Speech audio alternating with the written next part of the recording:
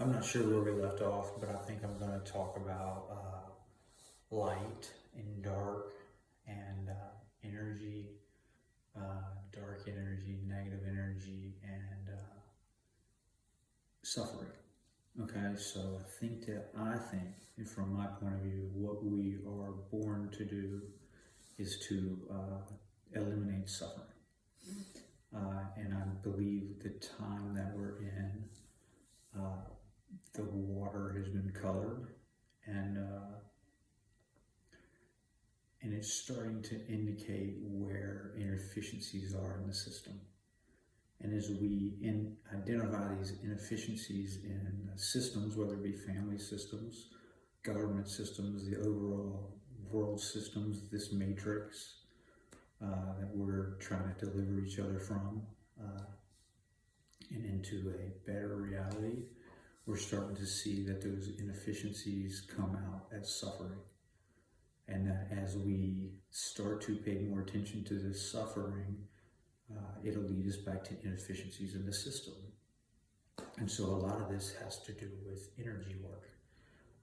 And Christ, Jesus, he used parables to teach about this because parables are relatable.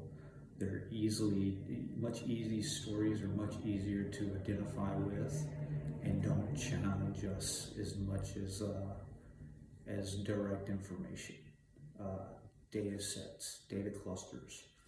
So they don't cause as much dissonance. They make it easier to process information. And so when we talk about dissonance, we have to also talk about personification and dissolution of persona or ego. And as I've explained, I believe that God wakes us up, gives us all our lease on life, our essence, and he's trying to fight his way through our ego to express himself as a creator through us, you, a creator being. And he's working through all of us to each other. But sometimes in dissolving this persona and trying to individuate and become individuals, healthy individuals, when I say persona, I mean like the classic definition is where we get the word person from. It's the mask you wear for the world. And we're all masking. We're all hiding something and we're all masking something. And so as we start to dissolve these masks, these egos, and have ego deaths, what could be commonly referred to as the dark night of the soul,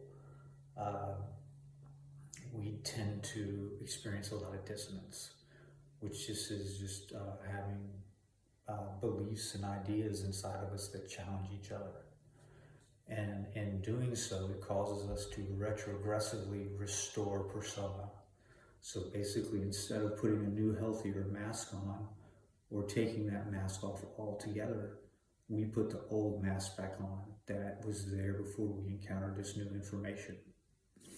So this has to do with your biofield, your bioresonance, and the way we ground ourselves, and the way we connect our energy to the ground, to earth, and later on back up through us. And most people that you will find that have done this shadow work, this ego work, and in dissolving their persona, you can see that their aura is big, their biofield is bright, brilliant, and they become magnetic.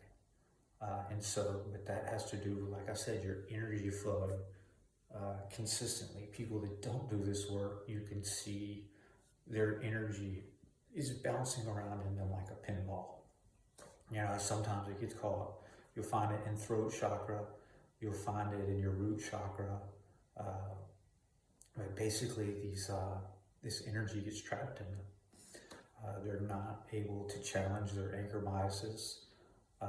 They're constantly engaging in a confirmation bias, which is basically trying to constantly confirm what they know, instead of challenging old information and dissolving persona. An anchor bias is generally favoring some of the first information that you codify.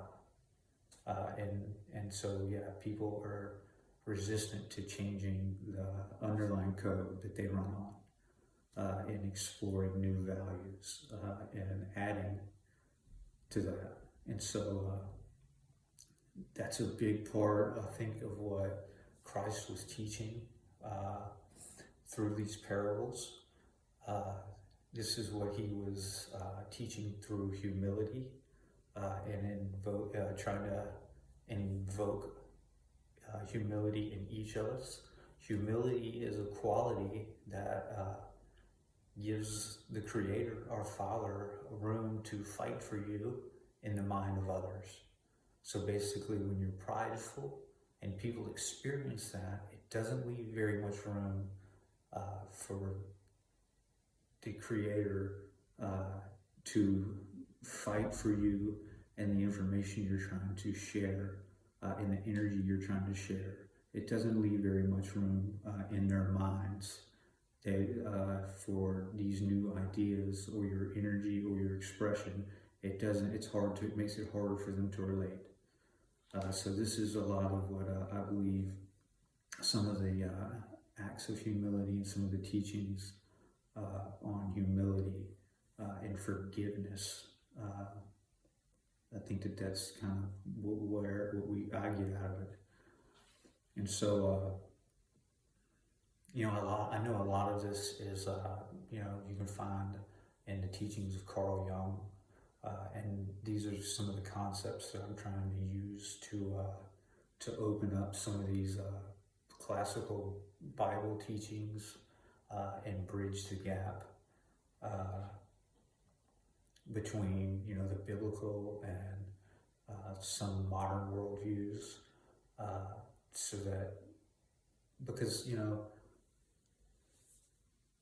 it's a time of conversation, and I think the days of being able to convert one another to our mindset or mind frame set of ideas, I think that we're finding that just creates suffering. We've had crusades, we've had a lot of conquer through time, a lot of conversion through conquering, and it just doesn't, it's just not healthy. And I don't think that that's what's going to get us into this next age. And so anyway, I think I'll end this video here and try to pick up off of this. I got a lot more to add. I'll try to do it soon. Thank you.